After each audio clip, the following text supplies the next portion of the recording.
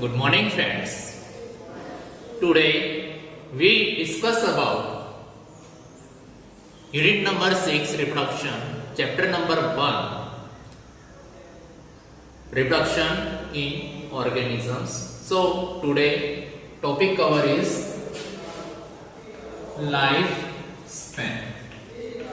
So what is lifespan? We discuss in this topic. So first we discuss about what is lifespan.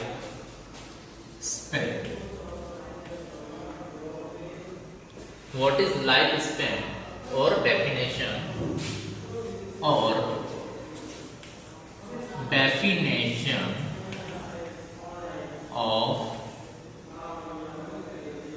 life span of the organism. So what is lifespan? हम जानते हैं जैसा कि कोई भी animal हो या प्लांट हो सर्टेन पीरियड तक ही जिंदा रह सकता है. Suppose we talk about human. Okay, तो ह्यूमन का लाइफ स्पैन कितना होगा? 60 years. Okay, so this is lifespan. Okay, so the definition of lifespan of the organism is the period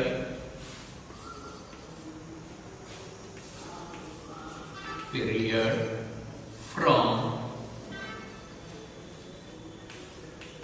birth to natural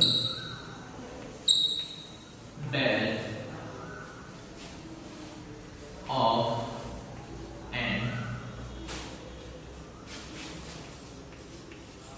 organism is called as lifespan. So the period from birth to natural death. So it is called as lifespan of the organism. Okay. So we discuss about what is natural death. Okay. What is natural death?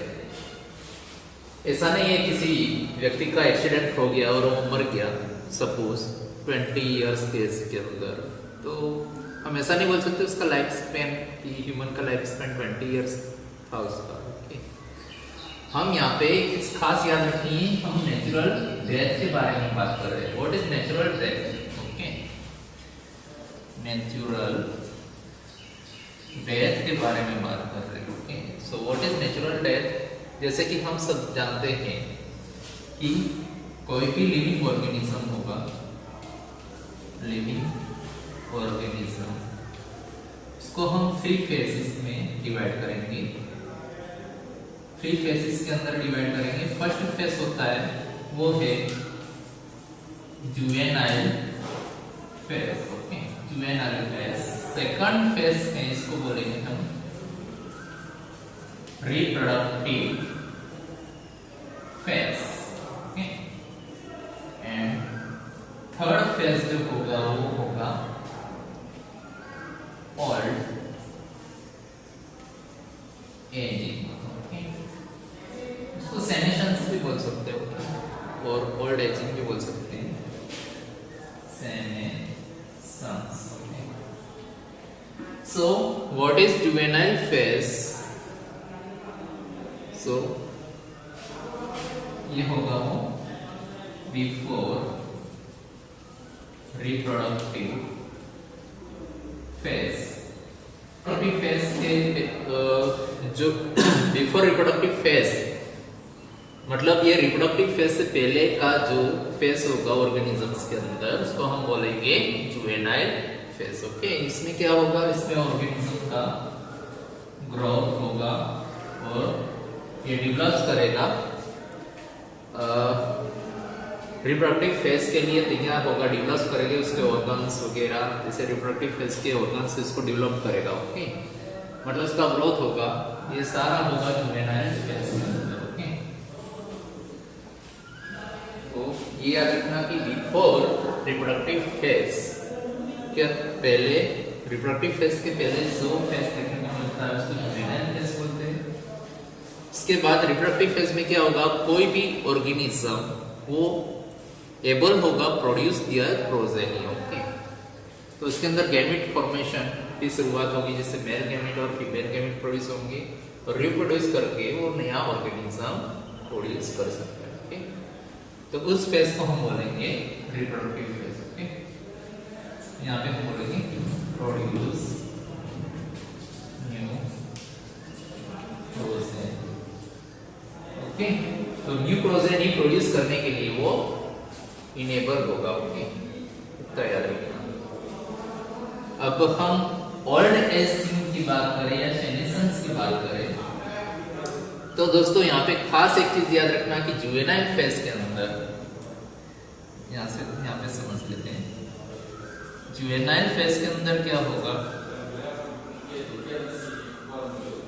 हमारे body के अंदर metabolism process होती है। Metabolism आपने सुना होगा, metabolism. Okay, तो metabolism में टू प्रोसेस होती है, anabolic and catabolic process. Okay, so what is anabolic and what is catabolic? Okay, तो एनाबॉलिक जो प्रोसेस होगी उसको, वो सिंथेटिक प्रोसेस है। सिंथेटिक प्रोसेस मतलब जैसे CO2 प्लस H2O, उसके अंदर से बन रहा है C6H12O6, मतलब वो सिंथेटिक प्रोसेस होगी। और जो कैटाबॉलिक प्रोसेस होगी वो क्या होगा, डिस्ट्रक्टिव प्रोसेस होगी। डिस्ट्रक्टिव प्रोसेस में कैसा होगा, जैसे C6H12O6 जो अपनी बॉडी के अंदर है, तो रेस्पिरेशन से इसका ब्रेकडाउन होगा, तो बनेगा CO2 प्लस H2O प्रोड्यूस होगा। ओके, और कुछ एनर्जी प्रोड्यूस होगी, मतलब वो क्या करेगा, कॉम्प्लेक्स टू सिंपल कंपोनेंट के अंदर, इसके अंदर मॉलिक्यूल्स कन्वर्ट होंगे और एनाबॉलिक प्रोसेस के अंदर सिंपल टू कॉम्प्लेक्स मॉलिक्यूल्स के अंदर वो कन्वर्ट होंगे। ओके, सो ग्रोथ कब अकर्स होगा, ये खास चीज याद रखना कि ग्रोथ कब होगा। ग्रोथ जब एनाबॉलिक प्रोसेस वो कैटाबॉलिक के कंपैरिजन में ज्यादा होगा, तब यहाँ पे ग्रोथ अकर होगा। ओके, तो ग्रोथ तभी होगा जब एनाबॉलिक प्रोसेस जो होगा वो कैटाबॉलिक से ज्यादा होगा।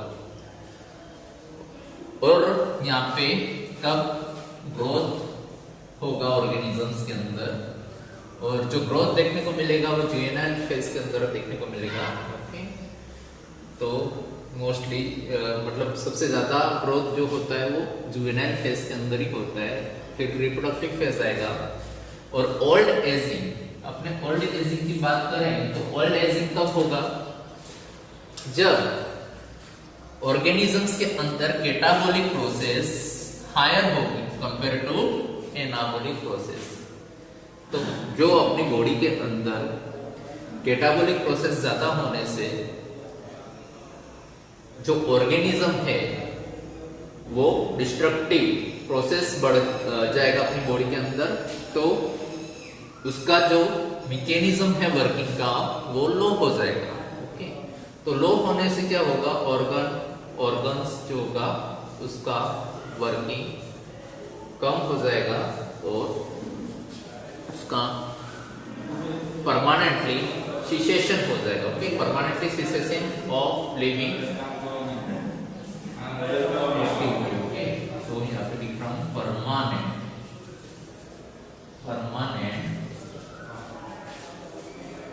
cessation of living activity, living activities of organ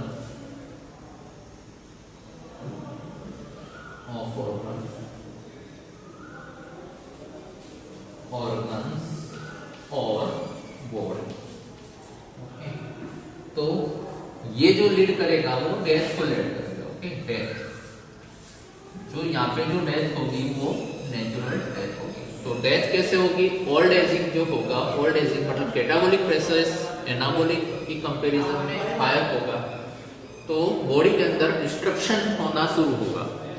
destruction होना शुरू होगा तो वो जो लीड करेगा वो डेथ को करेगा, डेथ को करेगा। मतलब यहाँ पे क्या होगा, जो परमानेंटली सिसेशन है ऑर्गन और ऑर्गन्स का जो है और बॉडी का, यहाँ पे परमानेंटली सिसेशन होगा। ओके, जो लिविंग एक्टिविटी है का परमानेंटली सिसेशन हो जाएगा। ओके, तो उससे क्या हो जाएगी, ऑर्गेनिज्म की डेथ हो जाएगी। इस डेथ को हम बोलते हैं नेचुरल डेथ, नेचुरल डेथ।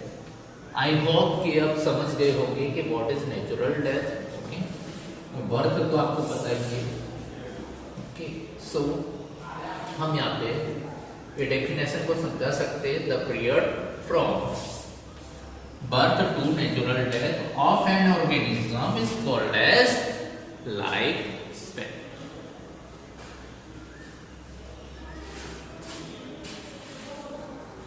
अब हम नेक्स्ट डिस्कशन करेंगे कि जो ऑर्गेनिजम्स के अंदर लाइफ स्पैन होता है वो किन पीरियड के बीच में होता है। ओके, तो नोट डाउन करते जाइए। It may be as short as a few days or as long as a thousand years. Okay, so यहाँ पे जो ऑर्गेनिज्म का लाइफ स्पेन देखने को मिलेगा वो इन टू स्ट्रिंग्स के बीच में होगा, टू स्ट्रिंग्स के बीच में होगा। सो फर्स्ट है फ्यू डेज एंड सेकंड है 1000 years. Okay, so अब हम एग्जांपल देखें फ्यू डेज के अंदर। सपोज यहाँ पे एग्जांपल है मे फ्लाई। ओके, तो मे फ्लाई जो है उसका लाइफ स्पेन है, life span of May fly only 1 day. तो ओनली 1 डे ही ये इसका लाइफ स्पेन होता है मे फ्लाई का। सो 1 डे के अंदर ही इसके अंदर ये तीनों स्टेजेस देखने को मिलेंगे। जुवेनाइल फेज, सेकंड जो है वो है रिप्रोडक्टिव, एंड थर्ड जो है वो है और तो ये तीनों तीन फेज जो होंगे मे फ्लाई के अंदर वो 1 डे के अंदर कंप्लीट हो जाएंगे और इसके बाद जो एजिंग फेज को लीड करेगा डेथ के अंदर। ओके, सो उसका नेचुरल डेथ भी हो जाएगा, नेचुरल डेथ। तो ये सारी जो प्रोसेस है वो ओनली 1 डे के अंदर होगी। तो हम ऐसा बोल सकते हैं कि मे फ्लाई का जो लाइफ स्पेन है ओनली 1 डेज का है। ओके, और अब हम सेकंड एग्जांपल की बात करें जिसका लाइफ स्पेन जो है 1000 इयर्स है। यहाँ पे एग्जांपल है प्लांट का। प्लांट के अंदर जिम्नोस्पर्म,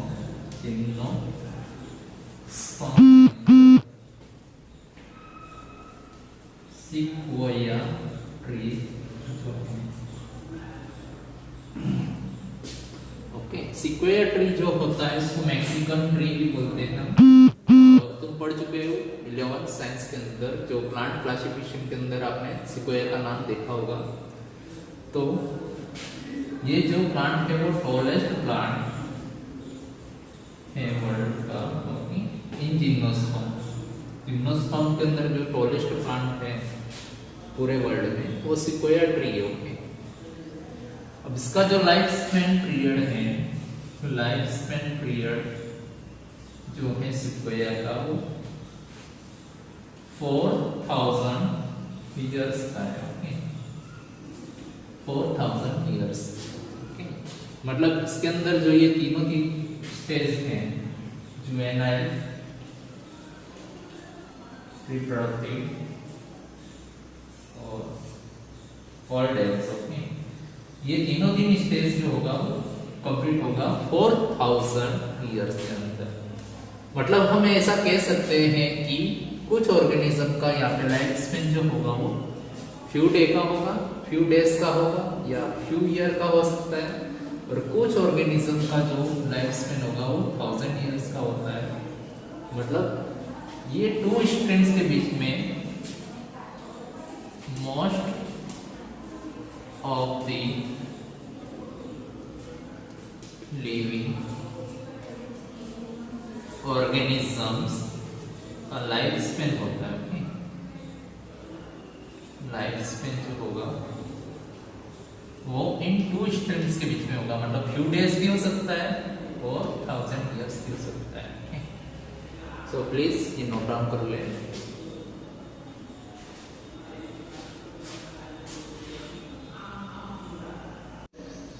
अब हम आगे डिस्कस करेंगे क्या ऑर्गेनिजम्स का जो लाइफ स्पेन का पीरियड है वो ऑर्गेनिजम्स की बॉडी साइज पे डिपेंड करता है कि नहीं करता है। ओके, सो इसको समझेंगे हम एग्जांपल्स थ्रू। तो एनिमल के अंदर जो है, एनिमल्स के अंदर हम बर्ड्स का एग्जांपल लेंगे। बर्ड्स के अंदर टू बर्ड्स का एग्जांपल लेंगे हम, parrot and second crow. Okay, so they are same in sizes। Okay, but life span हम देखें, पैरट का लाइफ स्पैन जो होगा, so life span of parrot का जो लाइफ स्पैन होगा वो होगा 140 ईयर्स का, और life span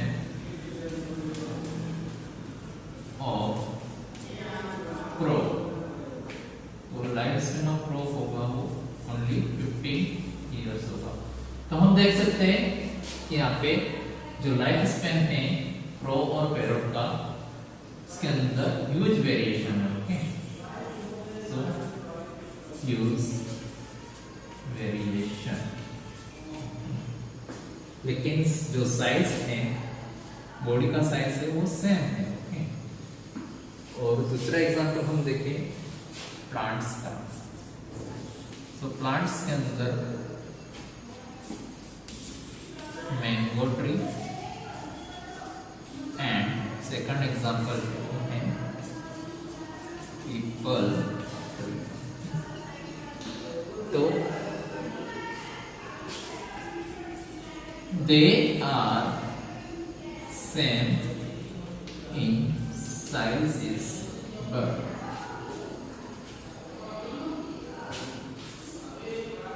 huge variation in their lifespan। So हम ये टू एग्जांपल्स पे हम डिस्कस कर सकते हैं। ये टू एग्जांपल्स हमने दिए, एग्जांपल्स हमने दिए हैं, वो किस लिए दिए हैं कि क्या ऑर्गेनिजम्स का जो लाइफ स्पेन है वो डिपेंड करेगा बॉडी साइज पे। तो यहाँ पे हम लास्ट कंक्लूजन निकालेंगे कि द लाइफ स्पेन, तो कंक्लूजन क्या होगा, the life span, the life spans of organisms are not so their sizes. तो इसका मतलब जो है हमने ये 2 एग्जांपल्स देखे और इसके बेस पे हमने जो कंक्लूजन निकाला है वो निकाला है the life span of organisms are not necessarily correlate with their sizes. Okay, तो इन 2 एग्जांपल से हम ये बोल सकते हैं कि जो ऑर्गेनिज्म का लाइफ स्पेन होता है वो डिपेंड नहीं करता है उनका बॉडी साइज पे। तो एग्जाम के अंदर ऐसा क्वेश्चन भी आ सकता है शॉर्ट में, तो आपको ये 2 एग्जांपल देकर आपको ये समझाना होगा क्वेश्चन को।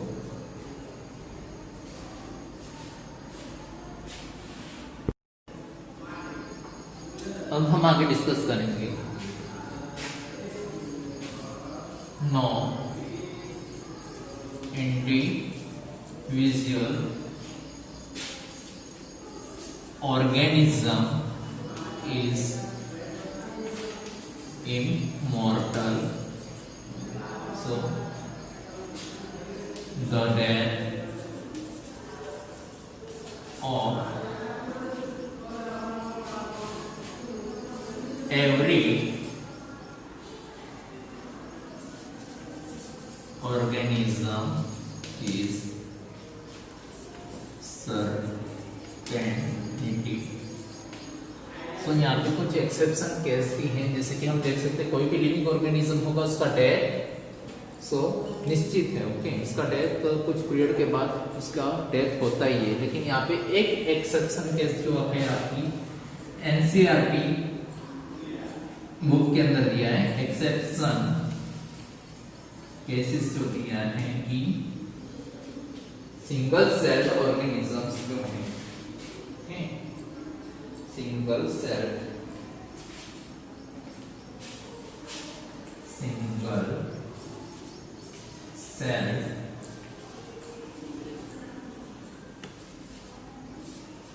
ऑर्गेनिज्म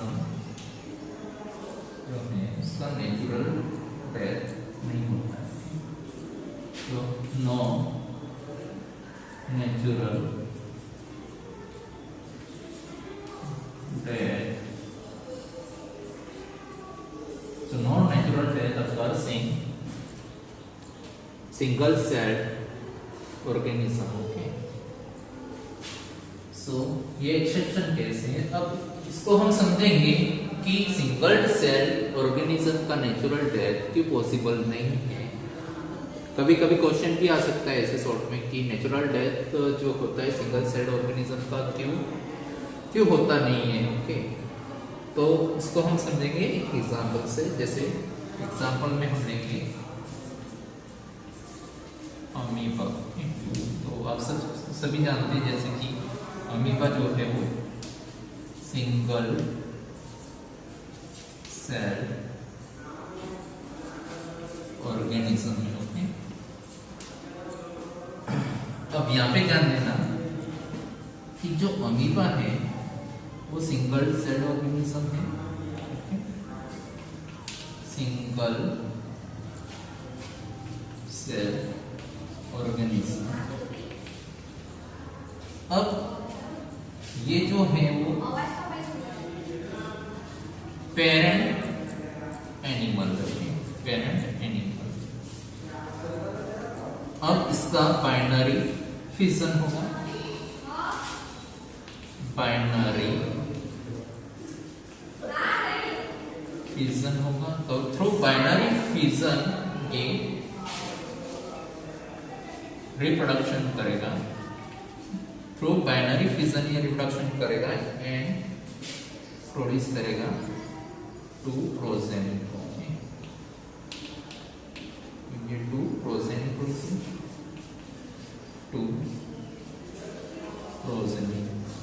तो ये जो प्रोजेनी होगी वो न्यू होगी, इसके अंदर कोई भी पेरेंट नहीं होगा, कि कोई भी ऑफस्प्रिंग नहीं होगा, दोनों ऑफस्प्रिंग होंगे, दोनों न्यू होंगे। ओके, सो यहाँ पे जो पेरेंट एनिमल है या तो हम उसको सिंगल सेल ऑर्गेनिज्म बोल सकते हैं, इसका बाइनरी फ्यूजन से यहाँ पे ये डिवाइड होगा इक्वल पार्ट के अंदर, इक्वल पार्ट के अंदर ये डिवाइड होकर ये 2 प्रोजेनी बनाएगा वो 2 प्रोजेनी कैसी होगी, न्यू होगी। सो इस बेस पे हम कह सकते हैं कि जो सिंगल सेल ऑर्गेनिज्म है उसका नेचुरल डेथ अकर्स नहीं होता है। लेकिन एक क्वेश्चन हमारे दिमाग में दूसरा एराइज होता है, वो है कि क्या अमीबा वो कभी मरता ही नहीं है क्या? दोस्तों याद रखना, यहाँ पे नेचुरल डेथ लिखा है, इसका डेथ नहीं लिखा है, नेचुरल डेथ लिखा है। और नेचुरल डेथ के बारे में हमने पहले डिस्कस कर दिया है डेफिनेशन के अंदर, लाइफ स्पैन के अंदर। अमीबा का जो डेथ है वो पॉसिबल है यदि इसका फिजियोलॉजिकल कंडीशन चेंज किया जाए, पीएच चेंज किया जाए, या तो उसको गर्म कर दिया जाए या तो गर्म कर दिया जाए, तो उसका डेथ हो सकता है। लेकिन आपके एनसीईआरटी के अंदर नेचुरल डेथ लिखा हुआ है, नेचुरल डेथ लिखा हुआ है। नेचुरल डेथ इसलिए नहीं होता है क्योंकि जो पेरेंट सेल होता है उसका बाइनरी फिजन होकर यहाँ पे, या तो हम ऐसा बोल सकते हैं कि वो रिप्रोड्यूस करके जो प्रोजेनी बनाएगा वो दोनों की दोनों न्यू होगी। हम डिस्कस करने वाले हैं लास्ट पॉइंट पे, approximately lifespan period in different organisms. Okay. So जो एनसीईआरटी के अंदर एग्जांपल दिए हैं उसके लाइफ स्पैन के बारे में बात करने वाले। सो फर्स्ट दिया है एलिफेंट। एलिफेंट का जो लाइफ स्पैन होगा वो अप्रोक्सीमेट होगा 65 to 75 ईयर्स। ओके। और दूसरा एग्जांपल जो है वो है रोज का। तो रोज का जो लाइफ स्पैन पीरियड है वो 6 to 7 ईयर्स। ओके। और जो थर्ड एग्जांपल दिया है वो बटरफ्लाई का है। बटरफ्लाई, तो बटरफ्लाई का जो लाइफ स्पैन है वो अप्रोक्सीमेट है 2 to 3 वीक्स, और 2 वीक्स भी लिख सकते हो आप। ओके। और जो फोर्थ एग्जांपल है वो है डॉग। डॉग का जो लाइफ स्पैन है वो 25 ईयर्स। और फिफ्थ में है काऊ। काऊ का लाइफ स्पैन पीरियड जो होगा वो 25 ईयर्स। और बनाना ट्री का लाइफ स्पैन पीरियड होगा वो 25 ईयर्स। अब इसके बाद है क्रोकोडाइल। क्रोकोडाइल का लाइफ स्पैन पीरियड है वो 60 ईयर्स का लिखा हुआ है। तो क्रोकोडाइल के बाद है हॉर्स। हॉर्स का लाइफ स्पैन पीरियड, हॉर्स का लाइफ स्पैन पीरियड भी अप्रोक्सीमेट 60 ईयर्स का ही होगा। नाइन्थ में है टॉर्टोइस। टॉर्टोइस का जो होगा लाइफ स्पैन पीरियड वो होगा 100 to 150 ईयर्स। और इसके बाद एग्जांपल है वो है राइस का, राइस प्लांट। राइस प्लांट का जो यहाँ पे लाइफ स्पैन पीरियड होगा वो 4 to 6 मंथ। तो इसके बाद है फ्रूट फ्लाई। फ्रूट फ्लाई का जो लाइफ स्पैन पीरियड है वो होगा 30 days only। इसके बाद है प्रो। प्रो का जो लाइफ स्पैन पीरियड है वो है ओनली 15 ईयर्स। और पैरोट का जो लाइफ स्पैन पीरियड है वो है 140 ईयर्स, और जो लास्ट है वो है